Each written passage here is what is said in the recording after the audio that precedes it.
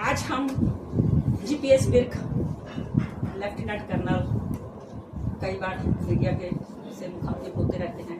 सैनिक समाज पार्टी की तरफ से पहले इन्होंने चंडीगढ़ से इलेक्शन लड़ने का मूड भी बनाया था, लेकिन जब मनीष तिवारी को चंडीगढ़ से टिकट दी गई तो बिर्क साहब ने अपना नाम विथड्रॉ कर लिया।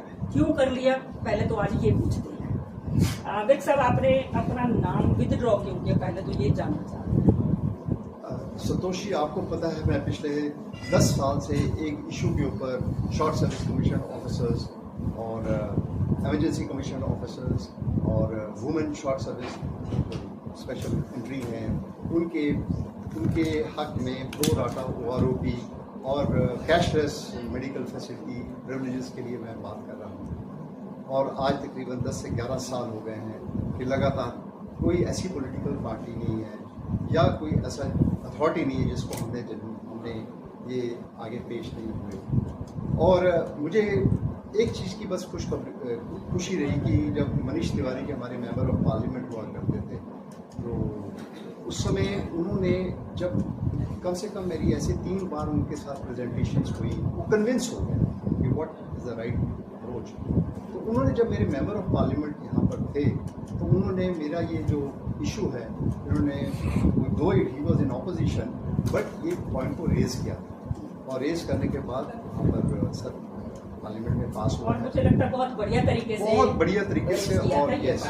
लेकिन आप इस बारे में तो शायद आई थिंक राजनाथ सिंह जी या मोदी जी को भी मिलने की प्लानिंग या कुछ लेटर्स वगैरह देते रहे हैं इस बारे में। हमने 10 साल में कोई ऐसा एक तरीका जो डेमोक्रेसी में होता है नहीं छोड़ा। कोई ऐसी अथॉरिटी, ऐसा मेंबर ऑफ पार्लियामेंट, ऐसी किसी को नहीं। हमने प्रोटेस्ट करने के लिए प्रोटेस्ट भी की हम लोगों ने, कहीं पर हम लोगों ने मौन व्रत भी रखे हुए हैं और राजनाथ जी से भी मिले हैं। एवरीबडी। अच्छा, फिर अपने जो आप कंटेस्ट करना चाह रहे थे इलेक्शन में, तो उसको नाम वापस लेने की क्या जरूरत? देखिए, ऐसा है कि जब हमने कहा कि इस डेमोक्रेसी के अंदर जो एग्जिस्टिंग सिस्टम के अंदर कोई हमारी बात नहीं सुना तो let me go to the people.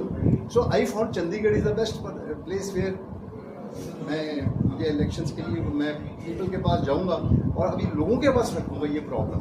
वो लोगों को प्रॉब्लम जब रखने की मेरी पूरी तमन्ना थी, वहाँ पर जाकर देखा कि अभी एकदम से पहले बंसल साहब थे कांग्रेस के अंदर, तब तक तो मैं कायम था। लेकिन जब मेरा ही वकील मनीष तिवारी जिन्होंने मेरा ऑलरेडी केस टेकअप किया हुआ है, तो मेरा मुद्दा तो मैंने समझा कि उनके हाथ में अभी डबल उनके पास जिम्मेदारी पहुंच गई है। इसलिए मैंने कहा there is no point contesting against my own advocate and और my own member of parliament who has already done it. तो फिर मैं इसलिए on my own conscious only I remove only for cause. आज आप एक तरफ मनीष तिवारी जी के एमपी एज ए एमपी उन्होंने आपका इशू रेज किया और आज आप अकाली दल में ज्वाइन कर रहे हैं, क्या कर रहे हैं? किसने बोला अकाली दल में? आज आपको सरोपा डाल के गए हैं सुखबीर बादल जी आपके घर पे आके। नहीं, these are all welcoming each other. I think ये तो हमारी सभ्यता है, पंजाब की सभ्यता है ਜਿਹੜਾ ਜੀ एक दूसरे मान करीदा इस लोग के नाल कर लीदा। It is not specific to Akali Dal. अच्छा, आपने ज्वाइन नहीं किया यानी? आई एम बेसिकली ए सैनिक और सैनिक समाज पार्टी के अंदर मैंने हम लोगों ने इसको जोश के साथ हम ये चीज़ को कर रहे हैं और मैं इनको ये बताने के लिए आया था कि किस प्रकार से पंजाब की पूरी ये व्यवस्था के लिए जो हमारा रिटायर्ड रिलीज्ड जो सैनिक समाज है वो किस प्रकार से यहाँ पर इम्पोर्टेंट है। और बाकायदा मैंने प्रॉपर स्ट्रेटेजी, यानी अपने सैनिक समाज की प्रॉब्लम्स को आप उनको बताना चाह रहे थे। Yes. और ही कन्विंस्ड और नॉट?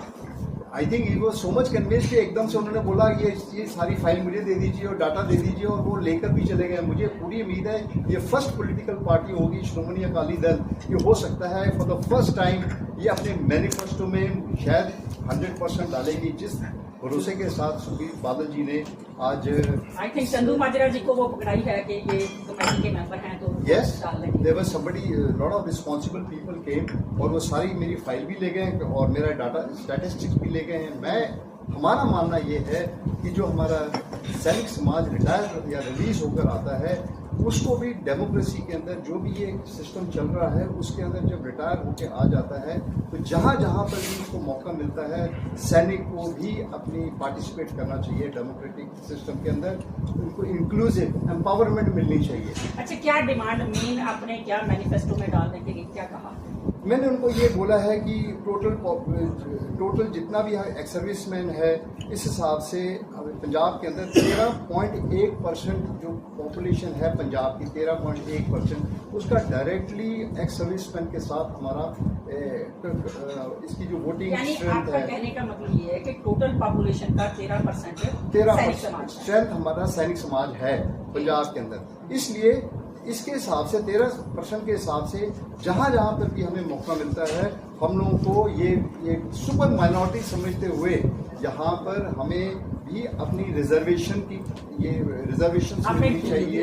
यानी आपने रिजर्वेशन की डिमांड की? Yes, reservation for every elections जहाँ जहाँ पर ये बॉडीज हैं, जहाँ जहाँ भी इनकी बॉडीज हैं वहाँ पर मिसाल के तौर पर पंचायतों के लिए हमारे हक बनता है 1734 आउट ऑफ 13,241 पंचायत हमारा सैनिक रिजर्वेशन 1734 बनता है। म्यूनसिपल कॉर्पोरेशन के अगर 7 हैं तो हमारा एक हक बनता है। 105 अगर हमारी म्यूनसिपल काउंसिल है तो 13 बनती हैं, ब्लॉक समिति हैं 153 हैं, यहाँ पर 20 बनती हैं, जिला परिषद 23 हैं, 3 की हमारी वैकेंसी बनती है। इसी प्रकार से टोटल सीट्स ऑफ